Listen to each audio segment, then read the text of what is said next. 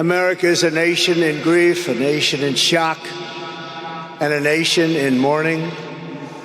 Less than 2 weeks ago, our country was robbed of one of the brightest lights of our times, a giant of his generation, and above all, a devoted husband, father, son, Christian, and patriot. Charles James Kirk was heinously murdered by a radicalized, cold-blooded monster for speaking the truth that was in his heart. He was violently killed because he spoke for freedom and justice, for God and country, for reason and for common sense. He was assassinated because he lived bravely, he led boldly, and he argued brilliantly without apology. He did what was right for our nation. And so on that terrible day, September 10th, 2025, our greatest evangelist for American liberty became immortal. He's a martyr now for American freedom. I know I speak for everyone here today when I say that none of us will ever forget Charlie Kirk, and neither now will history.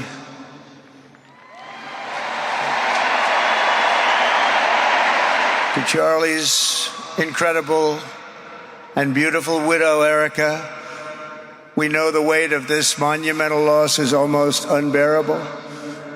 But even in the midst of heartache and pain too great to even fathom, you have somehow found the strength and deep faith to be a comfort to millions and millions of people. And thank you very much, Erica. Thank you very much.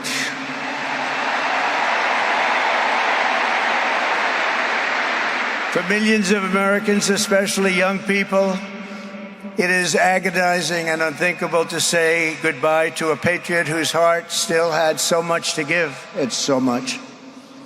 Raised in the suburbs of Chicago, Charlie was filled with a patriotic spirit from his youth, and he was an all-American in everything he did. And one of the last things he said to me is, "Please, sir, save Chicago." We're going to do that. We're going to save Chicago from horrible crime.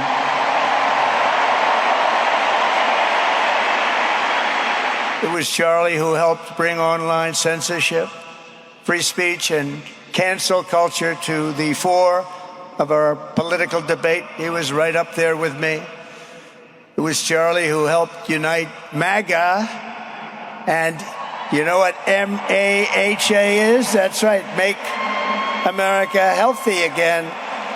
And tomorrow we're going to have one of the biggest announcements, really medically, I think, in the history of our country. We're going to be doing it with Bobby and Oz and all of the professionals. I think you're going to find it to be amazing.